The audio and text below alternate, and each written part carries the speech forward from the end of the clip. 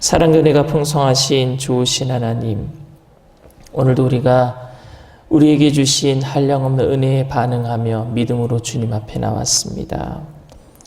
있어서 교만하지 아니하고 없어서 낙심하지 아니하는 예수님 한 분만으로 만족하는 그 믿음 가지고 이 세상을 이기며 살아갈 수 있도록 오늘도 성령으로 충만케 하여 주시옵소서.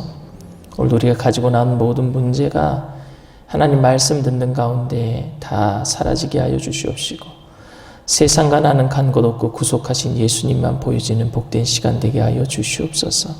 이 땅에 힘들고 어려움을 당하는 모든 사람들에게 그리스도의 빛으로 소망으로 주님의 영광을 드러내는 그리스도의 향기로 쓰임받는 귀한 일꾼 되게 하여 주시옵소서. 성령님 환영합니다. 인정합니다. 모셔드립니다. 의지합니다. 바람같이 불같이 생수같이 임재하시고 오늘도 온전히 주님만이 홀로 주인으로 영광받아 주시옵소서. 감사하며 예수님의 이름으로 기도드립니다. 아멘.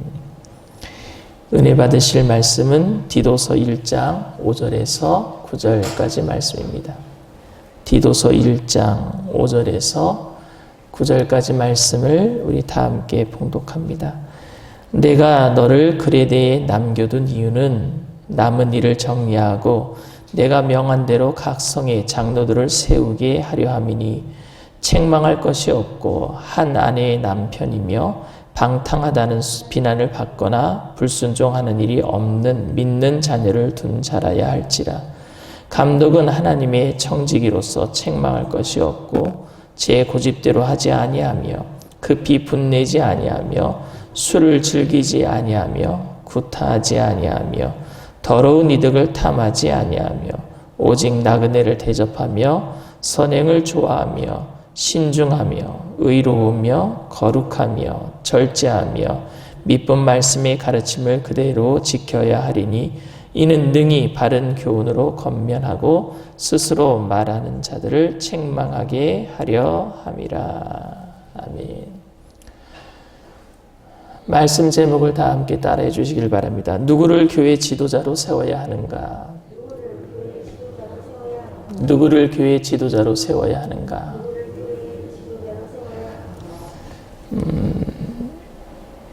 여러분들이 믿을지 안 믿을지는 잘 모르겠지만 저는 전형적인 교회 오빠였습니다.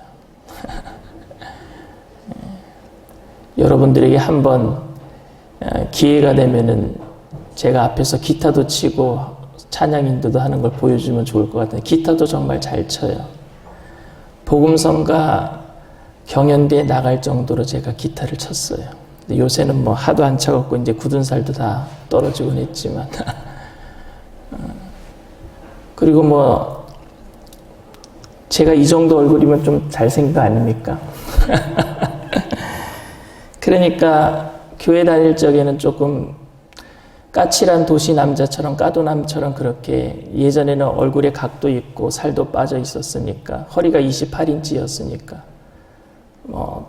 교회 다니는 여자 동생들이 거의 저를 많이 따랐습니다. 제가 맛있는 것도 많이 사주고 했었으니까요. 그러다가 교회 다니는 여자 동생들 중에 무슨 이성 간에 어떤 문제가 생기고 하면 저한테 와서 상담하기도 하고 그러다가 썸을 타기도 했습니다. 그런데 제가 모든 걸 다 잘 갖췄다라고 생각을 했거든요. 집안도 괜찮았고 얼굴도 이 정도면 준수한 편이고 기타도 잘 치고 그런데 제가 저에게 있어서 한 가지 우리 여자 동생들 그리고 저랑 이성적으로 이렇게 썸을 탔던 그런 여자들이 저를 결정적으로 떠나갔던 이유가 있습니다. 그 이유가 뭐냐? 제가 신학생이었다라는 거예요. 신학생. 앞으로 목회를 가야 된다라고 생각하니까 아무래도 좀 부담이 되었던 것 같아요. 아무래도. 근데 저희 집사람은 저에게 눈이 멀었는지 이렇게 부족한 저를 또 이렇게 결혼할 수 있도록. 근데 저희 집사람 보면은 좀 다른 여성보다는 좀 길고 짧은 거를 재는 그런 계산적인 그런 마음이 없었던 것 같습니다. 제가 신학생임에도 불구하고 저를 사랑해 줬거든요. 교회에 열심히 신앙생활했던 청년 대학부 시절 거의 모든 청년들은요, 하나님에 대한 열정이 대단했습니다. 제가 함께 그렇게 신앙생활했던 그곳에 있었던 지금 우리 여의도가 아니라 지금 강동성전에서 제가 있었거든요. 그 강동성전에 그 청년 대학부 학생들 대단했습니다. 거기서 주의 종들도 되게 많이 나왔어요. 그런데 선교를 가자고 하면은 스스로 열심을 일해서 돈도 벌고 단기 선교도 다녀오고 그리고 직접 그 선교지에 가서 봉사도 많이 하고, 그런데 그런 청년들이 선교사의 아내가 되겠다 아니면은 목사의 아내가 되겠다 작정하는 청년들은 그렇게 많지 않은 것 같습니다. 왜냐하면 이상과 현실의 괴리감 때문이라고 할까요? 다른 사람들이 목회자가 되고 다른 사람들이 선교사가 되고 다른 사람들이 목회자의 아내가 되고 다른 사람들이 선교사의 아내가 되는 것은 정말 아름다운 일이에요. 하나님의 일을 하는 것이니까. 그런데 그렇게 하는 모든 일들, 칭찬하는 모든 일들 가운데 자신들이 그 일을 하려고 하는 부분들에 대해서는 조금 생각해 봐야 되는 일이겠죠.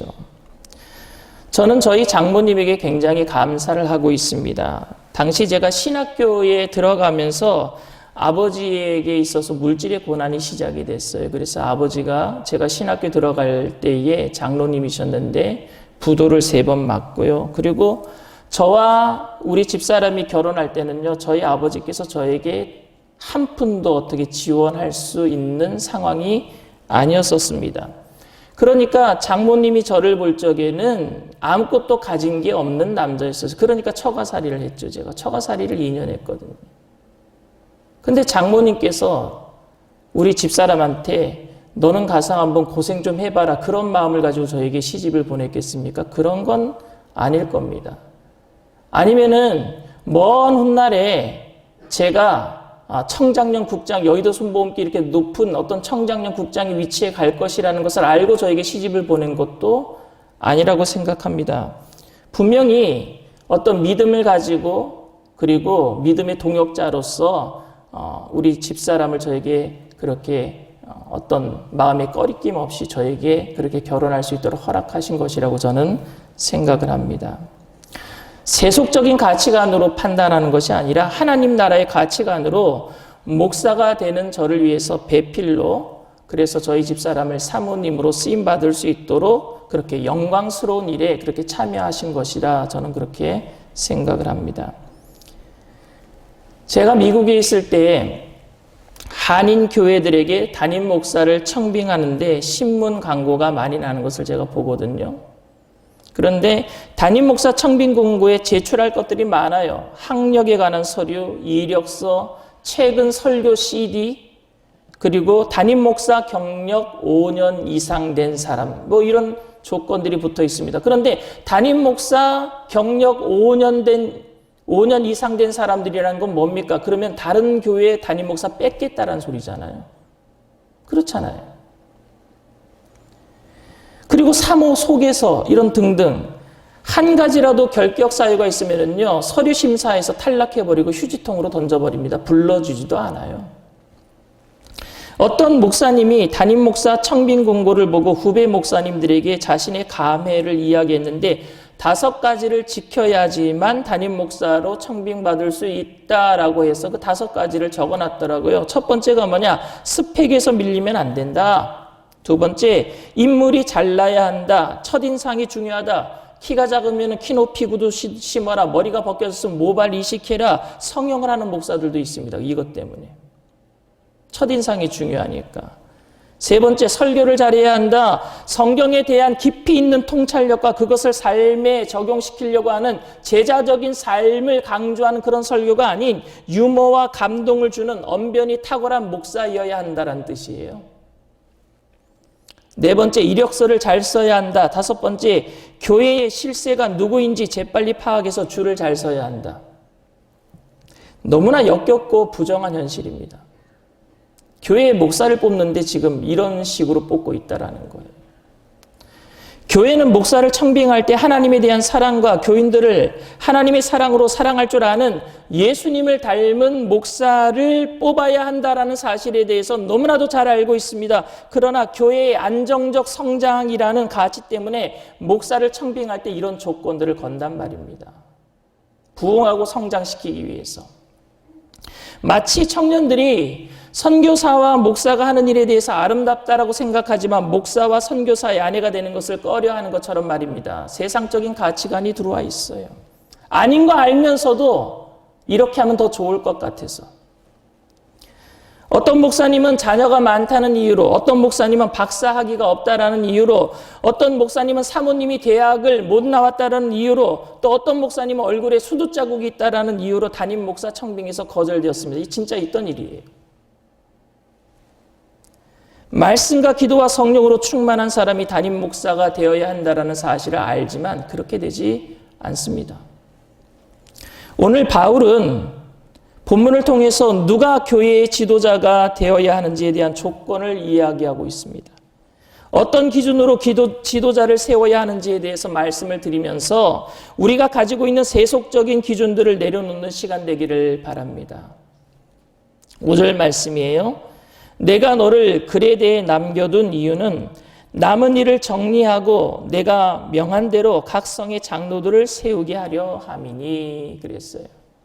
바울은 디도를 그레데에 남겨둔 이유가 장로들을 세우게 하려고 남겨뒀다 이렇게 얘기를 합니다. 바울은 교회의 지도자를 세울 여유도 없이 그레데를 떠났고 그래서 교회의 지도자를 세우지 못함에 대해서 안타깝게 생각하면서 디도에게 그 일을 맡겼습니다. 그리고 7절에는 또 감독에 대한 조건에 대해서도 나타나고 있습니다. 당시에는 신학을 따로 공부한 사람이 없었기 때문에 교회의 지도자 중에 장로가 따로 있고 감독이 따로 있는 것이 아니라 교인들을 돌보는 목회적인 역할을 수행하는 사람들이었어요. 장로나 감독이나 다 교회를 돌보는 목회적인 어떤 그런 직무, 기능적인 일들을 수행하는 사람들이었습니다. 이것이 후대에 가서 직분이 되었지만 초대교회에는요, 그냥 기능적인 일들을 수행하는 계급이 아니었단 말입니다.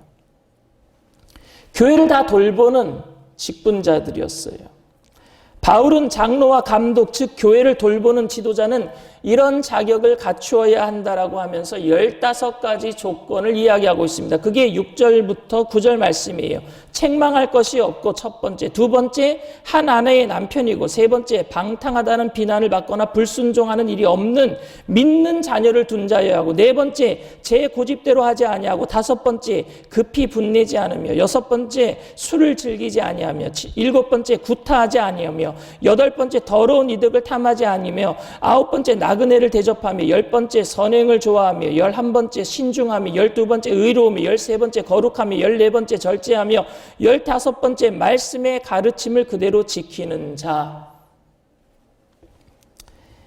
여러분, 이거는 건강한 교회를 만들기 위한 이미지지 율법적인 원칙, 규범 아니면 헌법적인 자격 요건을 이야기하고 있지 않습니다. 왜냐하면요, 이런 자격 요건을 갖출 사람은 아무도 없어요, 사실은.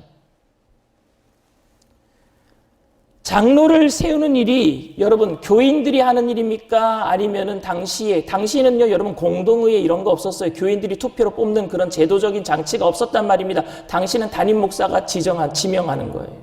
그럼 그때 담임 목사가 누구예요? 디도잖아요. 디도가 지명하면 끝나는 거예요.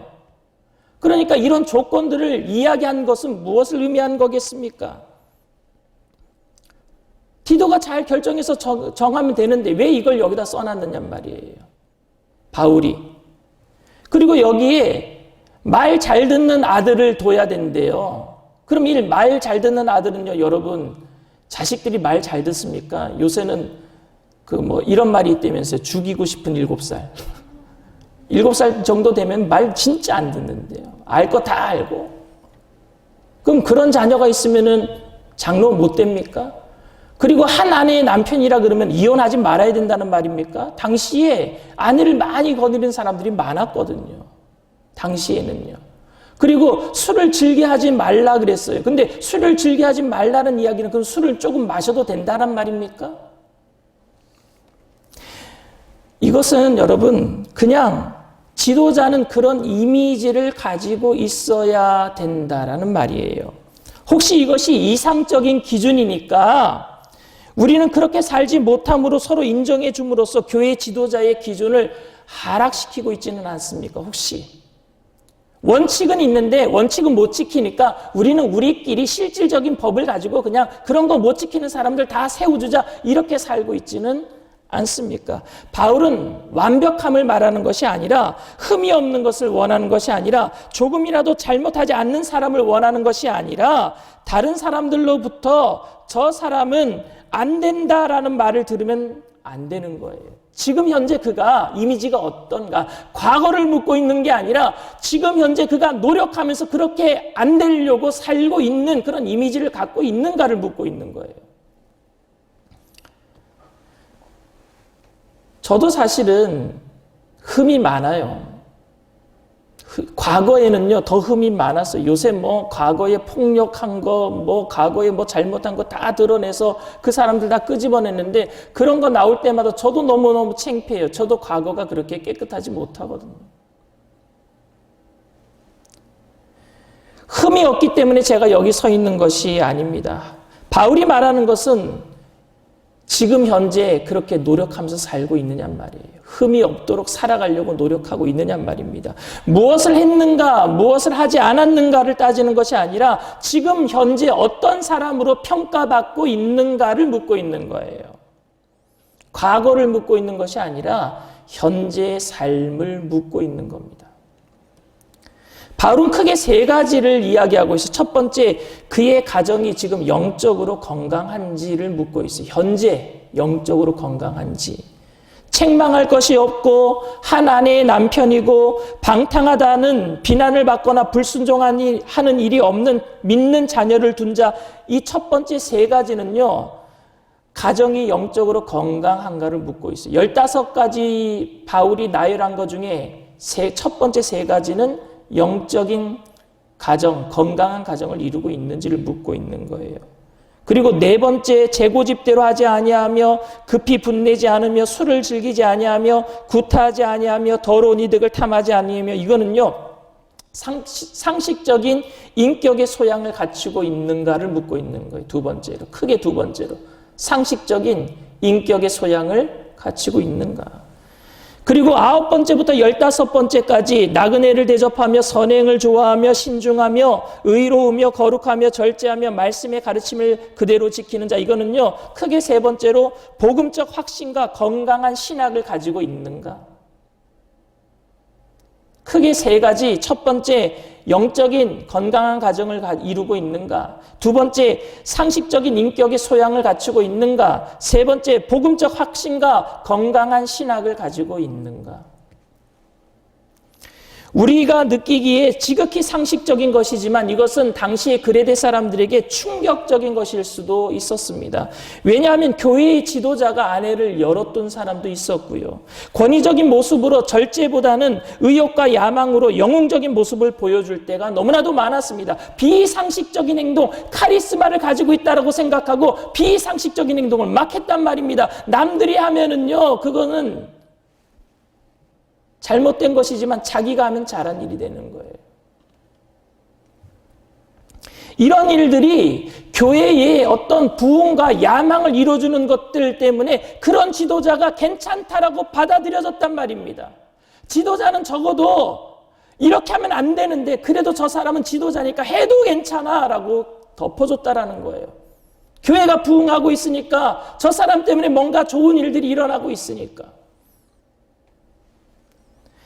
교회의 목적을 달성하기 위해서 가정을 포기하면서 엄청난 카리스마를 가지고 일들을 추진하는 사람들이 가정이 망가져도 교회가 잘 된다면은 받아들여졌단 말입니다.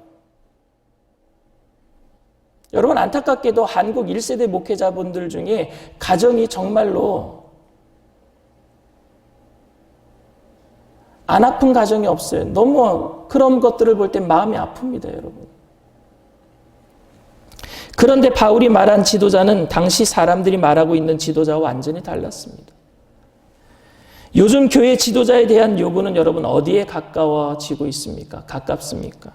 우리가 가지고 있는 지도자의 인식에 있어서 세상이 원하는 방향과 여러분 가까웠지는 않습니까? 하나님의 말씀 앞에 정직해야 하는 목사보다는 언변이 뛰어난 그리고 스펙이 있는 설교 잘하는 목사를 원하고 있지는 않습니까? 우리 자녀들이 하나님을 아는 것이 중요하다라고 말하면서 좋은 대학교 가야 하고 스펙을 쌓아야 하기 때문에 교회 나오는 것보다 학원 가는 것이 더 중요한 것이라고 생각하고 있지는 않습니까? 여러분들도 직장을 잡기 위해서 좋은 대학 가기 위해서 당시에는 교회보다도 학원 가는 일, 배우는 일에 더 열심을 내고 있지는 않았습니까? 원칙이 있어요. 근데 그 원칙을 못 지킬 거니까 차라리 세속적이라도 좀 잘 돼보자 이렇게 하는 게 다 망가뜨리는 거예요, 교회를. LH공사에도 원칙이 있어요. 그 원칙은 앞으로 공사되어지는 곳에 거기에 가서 미리 땅을 사서 돈 벌면 안 되는 거예요, 그 사람들은. 그런데 어저께 뉴스 보니까 그 사람들끼리 카톡하고 문자 메시지 보는 거 보니까 우리가 평생 벌어도 못 벌 돈이니까 투자하자고 개꿀, 개이득 이렇게 썼더라고요. 그러니 백성들이, 국민들이 분노하는 거 아닙니까? 원칙을 안 지키는 거예요. 지도자는 당연히 사도 바울이 말한 모습이어야 한다고 우리들도 다 말합니다. 성경의 원칙대로 그렇게 교회 지도자는 뽑아야 됩니다. 그리고 우리는 성경의 원칙대로 살아가야 됩니다. 라고 말을 합니다. 그런데 우리는 실제에서 다른 모습을 기대하고 있단 말입니다. 안 되니까. 안 된다고 생각하니까. 바울이 말하고 있는 것을 핵심적인 가치로 보고 지도자를 세우지 않는 한 교회는 건강할 수 없습니다. 성경이 말하고 있는 핵심적인 가치를 가지고 우리가 신앙생활하지 않는 한 우리는 이 세상에서 성전으로 교회로 세워질 수가 없단 말입니다. 여러분들은 다 건강한 교회가 세워지기를 바라고 있는 줄 압니다. 또 여러분들도 이 세상에서 건강한 성전, 교회로 세워져 가기를 원하고 있는 줄 압니다. 그렇다면은 내가 원칙대로 살지 못하지만 원칙대로 살아가려고 오늘도 노력해야 돼요. 노력해야 돼요. 지도자를 세우는 것뿐만이 아니라 교회의 직분자 또는 우리 자신들을 세우는 일에도 마찬가지입니다. 우리는 성경이 말하고 있는 모든 것들이 절대적인 진리요, 핵심적인 가치임을 우리는 믿고 있습니다. 거기에다가 근데 우리는 이것만 좀 더 더해도 되잖아요. 우리가 못하는 것, 요 정도는 세속적인 가치를 갖고 와서 이렇게 해도 되잖아요. 말할 때가 많아요. 그러면서 자신들이 원하는 것들을 말씀의 가치가 흐려진 것들에 대해서 현실과 이상은 틀린 거야 라고 하고 자신들이 원하는 것들을 다 갖다 놓을 때가 많아요. 그래서는 교회가 바로 세워질 수가 없어요. 사랑하는 청년 여러분, 성경의 원칙으로 돌아갑시다. 지키기 힘들지만 성경의 원칙으로 돌아갑시다. 그것이 말하는 것이 우리가 다 지킬 수 없는 것들이라고 할지라도 저도 잘 알아요. 그러나 포기해버리고 다른 것들로 채워버리면 결국은요, 이 세상과 교회는 똑같아지고 말아버립니다. 여러분들의 가정이 영적으로 건강한 가정 되기를 원합니다. 상식적인 인격의 소양을 갖추고 여러분들이 세상의 빛으로 소금으로 쓰임받게 되기를 원합니다. 복음의 확신을 가지고 천국을 소망하면서 이 땅의 사람들은 먹고 마시는 문제에 모든 것들을 마치고 있지만 우리는 천국을 소망하면서 믿음으로 살게 되기를 바랍니다. 그렇게 될 때 힘들겠지만 우리 교회는 바로 세워질 것이고 여러분들 작은 교회, 여러분들의 가정과 여러분들의 삶이 교회로 그곳에 바로 세워지게 될 줄 믿습니다. 이 모든 일들이 주님 앞에 바로 세워지는 저와 여러분들 다 되시기를 주님의 이름으로 축원을 드립니다. 기도합니다. 사랑과 은혜가 풍성하신 좋으신 하나님, 성경의 원칙대로 살기를 원하지만 우리는 어느덧 모든 것들을 하나 둘씩 포기해버리고 세속적인 가치관으로 그 모든 것들을 대처해버리고 이것이 마치 교회가 부흥한 것이 모든 눈에 보이는 것들이 잘된 것이 하나님이 우리를 축복하신 것으로 착각하고 우리의 마음속에 애써 합리화시키며 살았던 적이 많았습니다. 하나님 우리를 용서하여 주시옵소서. 성령으로 우리를 깨끗게 하여 주시옵시고 하나님 우리가 눈물로 회개하고 주님 앞에 다시 한번 건강한 영적으로 건강한 가정들을 이루어가고 상식적인 인격의 소양을 갖추며 예수 믿는 사람들이 세상 사람들에게 비춰질 때 정말로 하나님 이성적으로 합리적으로 다른 사람들에 비해서 하나님 어처구니 없는 일들을 벌이지 않는 그런 사람들로 올바른 사람들로 도덕적으로 깨끗한 사람들로 비춰지게 하여 주시옵시고 특별히 이 땅에 눈에 보이는 것들을 따라 살아가는 사람들이 아니라 복음의 확신을 가지고 천국을 소망하면서 세상 사람들에게 하나님 믿음으로 양보하며 주님 한 분만으로 만족하며 하나님 그리스도의 향기를 품는 삶을 살게 하여 주시옵소서. 우리 청년들 그렇게 교회로 아름답게 세워지기를 하나님 간구하며 이 새벽을 깨우고 나왔사오니 오늘도 기도할 때 성령으로 충만하게 하여 주시옵시고 그리스도로 충만케 하여 주시옵시고 말씀으로 새로워지게 하여 주시옵시고 오늘 하나님 그 영적인 싸움에서 자신과의 싸움에서 승리하고 하루를 주님께 온전히 드리는 복된 시간 되게 하여 주시옵소서. 감사드리며 예수님의 이름으로 기도드리옵나이다. 아멘.